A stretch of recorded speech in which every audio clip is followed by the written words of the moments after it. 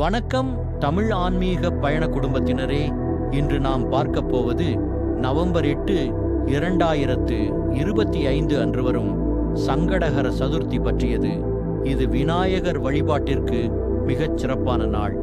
எந்த சங்கடம், எந்த தடை இருந்தாலும் இந்த நாள் நாம் விநாயகரை நினைத்தால் எல்லாம் அகலும்.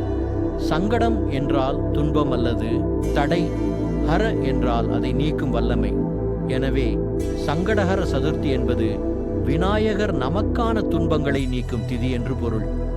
பழமையான புராணங்களின்படி விநாயகர் இந்த நாளில் உலகிற்கு தன்னை அருள் புரிந்தார் என்று கூறப்படுகிறது. அதனால் ஒவ்வொரு மாத சதுர்த்தியிலும், குறிப்பாக சங்கடஹர சதுர்த்தி என்று விநாயகரை வழிபடுவது நம் வாழ்க்கையில் அமைதி, நம்பிக்கை, செழிப்பு ஆகியவற்றை தரும்.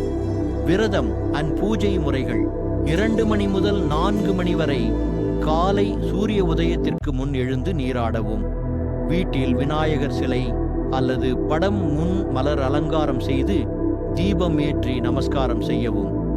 இன்று விநாயகருக்கு மிகவும் பிடித்த நைவேத்தியங்கள் மோதாகம், எள்ளுருண்டை, துருவமணி பூ மற்றும் வாழைப்பழம். சாயங்காலத்தில் சந்திரோதயமான பிறகு சந்திரனை நோக்கி சோமாய நமஹ் என 21 முறை ஜபிக்கவும். அதன்பின் விநாயகரை நினைத்து ஓம் கம் கணபதையே நமக மந்திரத்தை 108 முறை சொல்லவும். இது உங்கள் மனதை சுத்திகரித்து விநாயகரின் ஆசியை உங்களுக்கு வழங்கும்.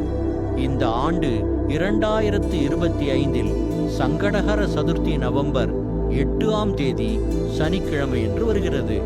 சதுர்த்தி திதி காலை 10:22 ஆரம்பித்து மறுநாள் காலை 8:45 முடிகிறது. சந்திரோதயம் மாலை 8:19 இருக்கும். அதற்கு பிறகு விநாயகர் பூஜை செய்தால் மிகுந்த புண்ணியம் கிடைக்கும். இன்றைய ஆன்மீக பயணம் வீடியோ உங்களுக்கு பிடித்திருந்தால் லைக் செய்யவும், பகிரவும். இன்னும் சப்ஸ்கிரைப் செய்யவில்லை என்றால் உடனே செய்து கொள்ளுங்கள். விநாயகரின் அருளால் உங்கள் வாழ்க்கையில் ஆனந்தமும் அமைதியும் நிலைக்கட்டும். வணக்கம். வல்லபா விநாயகரே.